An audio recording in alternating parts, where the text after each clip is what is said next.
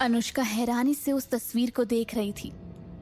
उसमें एक lady hospital gown पहने नजर आ रही थी और वो तस्वीर एक सीसीटीवी कैमरा से ली हुई थी।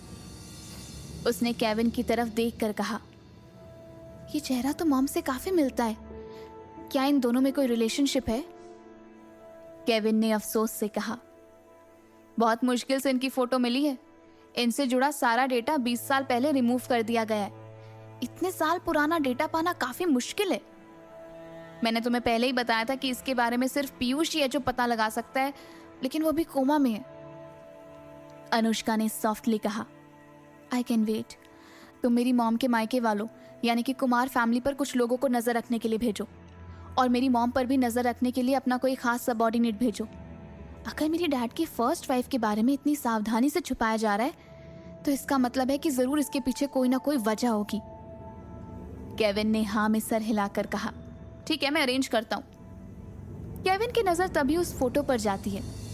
अनुष्का के आने से पहले वो उस फोटो को ध्यान से देख रहा था और उसके दिमाग में तभी एक ऐसा ख्याल आया था जिससे वो खुद भी हैरान था।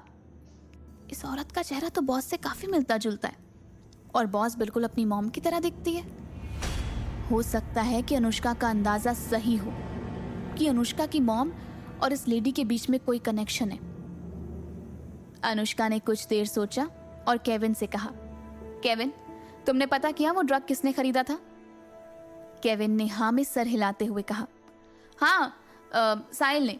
कल सुबह साहिल खुद जाकर वो ड्रग्स लेकर आया था। ये सुनते ही अनुष्का की आंखों के सामने नफरत उभर आई। उसने मन ही मन सोचा, साहिल, हाँ, I will remember him. Anushka ने टेबल से उठते हुए कहा, ये सब तो मेरा फैमिली मैटर है, इसे तो हम आराम से हैंडल कर ही लेंगे। ये कहते हुए वो आराम से वॉक करते हुए खिड़की के पास आकर खड़ी हो गई। उस खिड़की से बाहर जाते हुए उसने सीरियसली केविन से कहा, अब जरा काम की बात करते हैं, तो बताओ हमारा मिशन कितने प्रोग्रेस में है? ये सुनकर केविन ने अपने टैबलेट में कुछ फाइल्स को खोला और अनुष्का की तरफ बढ़ाते हुए कहा, ये मुंबई के उन लोगों के नाम हैं और तस्वीरें जो लोग किंग के लोअर लेवल के सबऑर्डिनेट को मैनेज करते हैं और उन्हें टास्क देते हैं। इनमें से ज्यादातर लोग सिविलियन हैं। आप बताओ कब इनका काम तमाम करना है? अनुष्का शांति से खिड़की के बाहर देख रही थी। उसने कुछ सोचकर गंभीरता से कहा, अभी हमें कुछ नहीं करना है। सिर्फ मुंबई शहर ही नहीं, पूरे इंडिया में जहाँ जहाँ भी ये लोग घुसे बैठे हैं, हमारा मिशन ही इन्हें ढूंढ कर निकालने का है। अभी सारे टॉप शहरों में किंग के लोगों की डिटेल्स जमा करो, हम एक साथ इन पर वार करेंगे। जब पिलर ही कमजोर हो जाएगा तो एम्पायर कैसे बचेगा? ये सोचते ही अनुष्का की आंखों में गुस्सा उतर आता है, जैसे वो किसी के खून की प्यासी हो। मैं किंग का पूरा एम्पायर तबाह कर दूंगी। जितनी बेरहमी से उसने इंसानियत को तार तार किया है, उससे 100 गुना ज्यादा बेरहमी से मैं उसे तबाह करूंगी। एम्पायर का नामो निशान मिटाना मेरी जिंदगी का एक लौता मकसद है। ये कहते हुए अनुष्का की आंखों में नफरत साफ झलक रही थी। इतनी नफरत, इतना गुस्सा कि वो पूरी दुनिया तबाह कर दे। अंपायर का नाम सुनते ही केविन के चेहरे पर भी एक गुस्सा नजर आ रहा था। अनुष्का ने अपनी आंखें बंद करके अपने इमोशंस को काबू में किया और फिर पलटकर केविन की तरफ हल्के से मुस्कुराकर कहा, वैसे तुमने कहा था सलीना आने वाली है? केविन ने जवाब में कहा, वो अभी पेरिस में है, वहां का काम खत्म होते ही लौट आएगी। अच्छा आओ, मैं तुम्हें कुछ दिखाता हूँ। ये कहकर केविन ने अनुष्का को साथ चलने का इशारा किया। वहां से निकलकर पिछली गैलरी में आने के बाद केविन ने वॉल के पीछे एक सीक्रेट डोर को ओपन किया। अनुष्का ने जब उस कमरे के अंदर देखा तो खुशी के मारे उसकी आंखें फटी की फटी रह गई। वो एक लेबोरेटरी थी। अनुष्का को खुश देखकर केविन ने कहा, कैसी लगी? अनुष्का मुस्कुराते हुए लेबोरेटरी के अंदर आई और वहां के सामान को चेक करते हुए कहा, आई लव इट। केविन ने आगे कहा, मैंने हेडक्वार्टर से जितना हो सके उतना सामान यहाँ मंगवा लिया है। आप जब भी फ्री होंगे यहाँ आकर रिलैक्स हो सकती हो। हाँ, केविन ने अनुष्का को रिलैक्स होने को कहा था, क्योंकि अनुष्का कोई मामूली लड़की नहीं थी। जहां दूसरी लड़कियां शॉपिंग करके रिलैक्स होना पसंद करती थी, वहीं अनुष्का को तरह तरह के एक्सपेरिमेंट करना पसंद था। उसने इसके पहले कुछ मेडिसिन भी बनाई हैं जो उनका ग्रुप यूज करता है। अनुष्का ने पलटकर केविन की तरफ मुस्कुराते हुए कहा, thank you so much Kevin, लेकिन तुमने ये कब किया? जवाब में केविन ने प्राउडली कहा, जब मैं इंडिया आया था मैंने तभी से इस जगह को अपना बेस सिलेक्ट कर लिया था और उसके बाद से मैंने यहाँ पर खूब सारे चेंजेस किए और मुझे पता था कि आप मुझे जरूर ढूंढ लोगी, इसलिए मैंने आपके लिए यहाँ पर ये सरप्राइज प्लान करके रखा था। अब आपको बाकी की चीजें दिखाता हूँ। इसके बाद केविन ने अनुष्का को पूरा बेस घुमाया, जहां पर interrogation room, torture room, training area, personal rooms और सीक्रेट हाइडआउट्स थे। अनुष्का के चेहरे पर सेटिस्फेक्शन देखकर केविन को खुद पर बहुत प्राउड फील हो रहा था।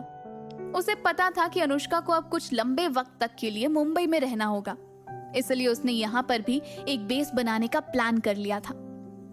अनुष्का ने बाहर गैलरी में आकर केविन के साथ दरवाजे की तरफ चलते हुए कहा, you did a good job Kevin, मुझे यकीन है बाद में तुम सब कुछ संभाल लोगे। ये सुनते ही केविन के चेहरे की स्माइल गायब हो गई। केविन ने उदासी भरी आवाज में अनुष्का से कहा, क्या आप किंग को पकड़ने के बाद सच में इस सब से रिटायरमेंट लेना चाहती हो? अनुष्का चलते चलते वहीं ठहर गई। उसने केविन की तरफ हल्के से मुस्कुराते हुए देखकर कहा, केविन, तुम अच्छी तरह जानते हो कि मैं एक सीधी सादी सिंपल जिंदगी जीना चाहती हूँ और मेरा मकसद पूरा होने के बाद मैं सच में इस दुनिया को छोड़कर एक बहुत खूबसूरत और अच्छी लाइफ जीना चाहती हूँ। ये सब कहते कहते जैसे अनुष्का अपनी एक सीधी सादी जिंदगी का विजन देख रही हो। उसके चेहरे पर तब एक अलग सी ही मासूमियत आ गई थी। ऐसा लग रहा था जैसे ये वो अनुष्का है ही नहीं जिसके सामने कोई टिक नहीं सकता। ये वो है ही नहीं जिसने इतने बड़े बड़े कारनामे किए थे। ये तो बस वो एक सिंपल सी लड़की थी जिसका एक छोटा सा सपना था। अनुष्का के ऐसे चेहरे को देखकर केविन आगे कुछ नहीं कह पाया। कुछ देर बाद अनुष्का ने सॉफ्टली कहा, अब मुझे जाना होगा। ये कहकर वो केविन से अलविदा लेकर उस पुरानी बिल्डिंग से बाहर आ गई। इधर अर्जुन बेड पर लेटा आराम कर रहा था कि तभी राज हड़बड़ाते हुए बिना दरवाजा नॉक किए ही अंदर आ गया। उसे इस तरह देखकर अर्जुन ने गंभीरता से पूछा, क्या हुआ? राज ने परेशानी भरी आवाज में कहा, सर वो ड्रैगन गैंग का राइट हैंड जिसे हमने पकड़ा था और आपके कहने पर हमने उसे रिलीज भी कर दिया था और हमारे आदमी उसका पीछा भी कर रहे थे, लेकिन राज ने हिचकिचाहट दिखाई, जिसे देखकर अर्जुन ने स्ट्रिक्टली पूछा, लेकिन क्या? राज ने जवाब में कहा, लेकिन उस पर एक शार्प शूटर ने गोली चला दी। हमारे आदमी उसे बचाने तो पहुंचे थे लेकिन वो बच नहीं पाया। लेकिन सर, मरते मरते उसने एक नाम लिया था, बाली। अर्जुन सोच में पड़ गया, ये बाली कौन है? उसने राज की तरफ देखकर कहा, पता करो कि ड्रैगन गैंग में कोई बाली नाम का बंदा है क्या?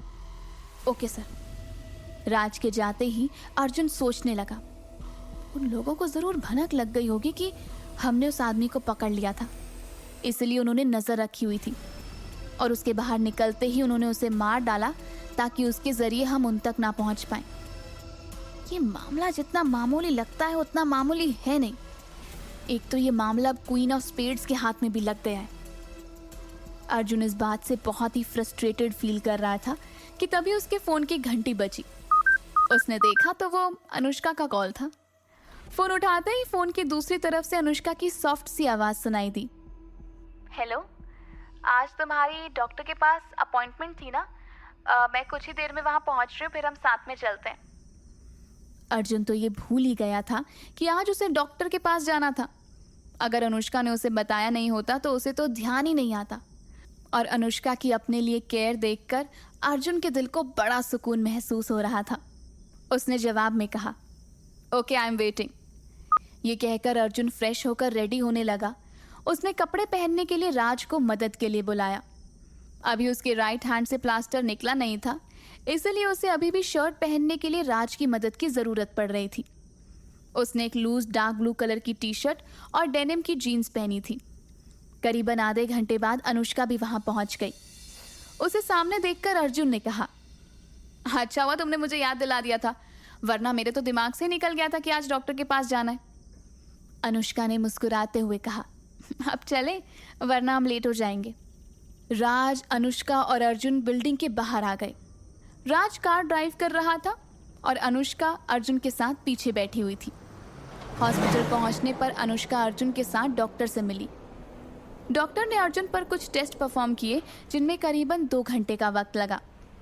डॉक्टर ने कैबिन में आकर अनुष्का और अर्जुन के साथ बैठना पसंद किया और साथ ही अर्जुन के हाथ का प्लास्टर भी निकाल दिया गया था।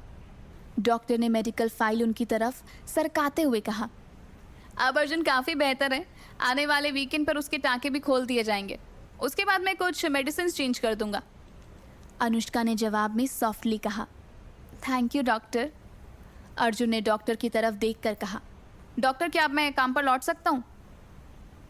जवाब में डॉक्टर ने हल्के से मुस्कुराकर कहा, लेकिन मैं तुम्हें एक एडवाइस दूंगा कि अभी कोई भी डेंजरस काम ना करो। ओके डॉक्टर, मैं ध्यान रखूंगा। डॉक्टर के कैबिन से निकलकर अनुष्का और अर्जुन हॉस्पिटल के बाहर आए, जहां राज ऑलरेडी कार में उनका इंतजार कर रहा था। हॉस्पिटल से बाहर निकलते ही अर्जुन ने अनुष्का से कहा, कॉफ़ी पीना चाहोगी? दरअसल वो अनुष्का के साथ थोड़ा और वक्त गुजारना चाहता था, क्योंकि कल वो रूम में वापस मिलिट्री बेस शिफ्ट होने वाला था। ऐसे में उसे पता था कि आगे का वक्त वो अनुष्का के साथ ज़्यादा बिता नहीं पाएगा। अनुष्का ने मुस्कुराकर हाँ में सर हिलाया। कार में बैठने पर अर्जुन ने राज को सीसीडी चलने को कहा। रास्ते में अर्जुन ने अनुष्का से कहा, कल मैं वापस मिलिट्री बेस शिफ्ट हो जाऊंगा, तुम फ्लैट पर रह सकती हो। मैंने राज से एक काम वाली को हायर करने के लिए भी कह दिया है, जिससे तुम्हें वहाँ कोई परेशानी नहीं होगी। इस पर अनुष्का ने मुस्कुराकर अर्जुन की तरफ देखते हुए कहा, थैंक यू। कुछ ही देर में वो लोग सीसीडी के सामने थे। अर्जुन और अनुष्का ने राज को साथ चलने के लिए ऑफर भी किया, लेकिन राज ने साफ मना करते हुए कहा कि उसे एक इम्पॉर्टेंट कॉल करना है तो वो नहीं आ पाएगा। लेकिन असल में वो इन दोनों को प्राइवेट टाइम में डिस्टर्ब करना नहीं चाहता था। उसे ये सब करना ठीक नहीं लग रहा था। सीसीडी के अंदर जाने पर दोनों ने ही स्नैक्स और कॉफी ऑर्डर करे और वहां पर खाली सोफे पर बैठकर अपनी बारी का इंतजार करने लगे। अर्जुन ने अनुष्का से उसके कॉलेज के बारे में पूछा। जब अनुष्का अर्जुन को अपने कॉलेज और स्टडी के बारे में बता रही थी, तभी उसने नोटिस किया कि पास ही की टेबल पर बैठी एक खूबसूरत सी लड़की बार बार अर्जुन की तरफ देख रही थी। न जाने क्यों उसका इस तरीके से अर्जुन की तरफ देखना अनुष्का को बिल्कुल भी अच्छा